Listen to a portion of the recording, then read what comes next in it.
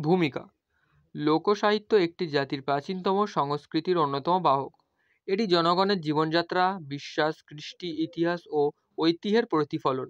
বাংলার লোকসাহিত্য হাজার বছরের পুরনো এবং এটি প্রজন্ম থেকে প্রজন্মে মৌখিকভাবে প্রচারিত হয়েছে।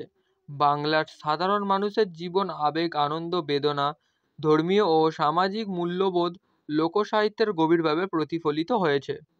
লোকসাহিত্যের সংজ্ঞা ও বৈশিষ্ট্য। লোকসাহিত্য বলতে সাধারণত সেসব সাহিত্যকে বোঝানো হয় যা নির্দিষ্ট কোনো লেখকের সৃষ্টি নয়, বরং সমাজের সাধারণ মানুষের মুখে মুখে প্রচারিত হয়ে এসছে। লোকসাহিত্যের প্রধান বৈশিষ্ট্য হলো এটি সাধারণ মানুষের জীবন ও সংস্কৃতির প্রতিফলন। এটি বিনোদনের পাশাপাশি নৈতিক শিক্ষাও প্রদান করে। লোককথা ও রূপকথা। বাংলার লোকসাহিত্যের অন্যতম গুরুত্বপূর্ণ অংশ হলো লোককথা ও রূপকথা। লোককথা সাধারণত ছোট ছোট গল্প যেখানে শিক্ষামূলক বার্তা থাকে। রূপকথা হলো কাল্পনিক গল্প যেখানে অলৌকিক ঘটনা, রাজা রানী, দৈত্য, দানব ও পরীদের উপস্থিতি দেখা যায়। বিখ্যাত কিছু বাংলা লোককথা ও রূপকথা: সাত ভাই চম্পা, গোপাল ভাঁড়ের গল্প ইত্যাদি। লোকগান। লোকগান বাংলার লোকসাহিত্যের অন্যতম প্রাণ শক্তি। এটি সাধারণ মানুষের আনন্দ, বেদনা, প্রেম, বিরহ ও ধর্মীয় চেতনার প্রতিফলন। বাংলার জনপ্রিয় লোকগানের কয়েকটি ধারা হলো ভাটিয়ালি, নৌকার মাঝিদের গান, বাউল গান, লালন ফকিরের গান, পল্লীগীতি ইত্যাদি। পালা গান ও যাত্রাপালা। বাংলার অন্যতম লোকনাট্যের মাধ্যম হলো পালা গান ও যাত্রাপালা। এগুলো সাধারণত গ্রাম বাংলার মেলাগুলোতে পরিবেশিত হতো। পালা গানের ধর্মীয় ও ঐতিহাসিক কাহিনী থাকে। যাত্রাপালা নাটকের মতো পরিবেশিত হয়, যেখানে কাহিনীর সঙ্গে গান, সংলাপ ও নৃত্য থাকে।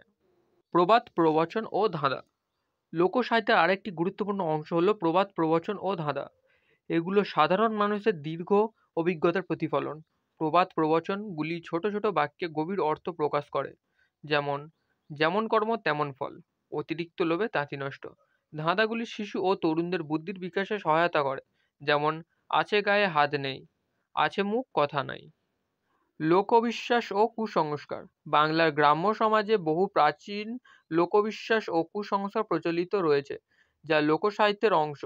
যেমন রাতে না খেয়ে ঘুমালে ভূত চাপা দেয়, বটগাছের মধ্যে ভূত থাকে। অলৌকিক শক্তির অধিকারী কিছু প্রাণী বা ব্যক্তির কাহিনী প্রচলিত রয়েছে। এগুলো লোকজ বিশ্বাসকে বোঝায়। ধর্মীয়। লোকসাহিত্যের ধর্মীয় উপাদানের বিশাল প্রভাব রয়েছে। বাংলার লোকসাহিত্য বহু পৌরাণিক কাহিনী প্রচলিত। মনসা মঙ্গল কাব্য, মনসা দেবীর কাহিনী; চণ্ডীমঙ্গল কাব্য, চণ্ডী দেবীর মাহাত্ম্য; বিভিন্ন গ্রামীণ পূজা যেমন মা শীতলা পূজা, মা মনসার পূজা ইত্যাদি। লোকসাহিত্যের আধুনিক প্রভাব। বর্তমানে লোকসাহিত্য কেবল গ্রাম বাংলার সীমাবদ্ধ নেই, বরং এটি বিভিন্ন মাধ্যমে ছড়িয়ে পড়েছে। চলচ্চিত্র, নাটক ও আধুনিক সঙ্গীতে লোকসাহিত্যের প্রভাব স্পষ্টভাবে দেখা যায়। বাংলা সাহিত্যকরা যেমন রবীন্দ্রনাথ ঠাকুর, জীবনানন্দ দাশ লোকজ উপাদান ব্যবহার করে কাব্য ও গল্প রচনা করেছেন। উপসংহার: বাংলার লোকসাহিত্য আমাদের সংস্কৃতির মূল শিকড়। এটি কেবল বিনোদনের মাধ্যম নয়, বরং এর মাধ্যমে আমরা আমাদের পূর্বপুরুষদের চিন্তা, চেতনা, বিশ্বাস ও জীবনযাত্রার সাথে পরিচিত হই।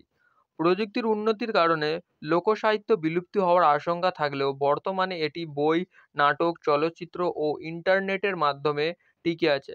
আমাদের উচিত লোকসাহিত্যকে সংরক্ষণ ও চর্চা করা, যাতে ভবিষ্যৎ প্রজন্ম আমাদের ঐতিহ্য সম্পর্কে সচেতন থাকতে পারে। লোকসাহিত্য কেবল অতীতের গল্প নয়, এটি বর্তমান ও ভবিষ্যতের সংস্কৃতির সেতু বন্ধন।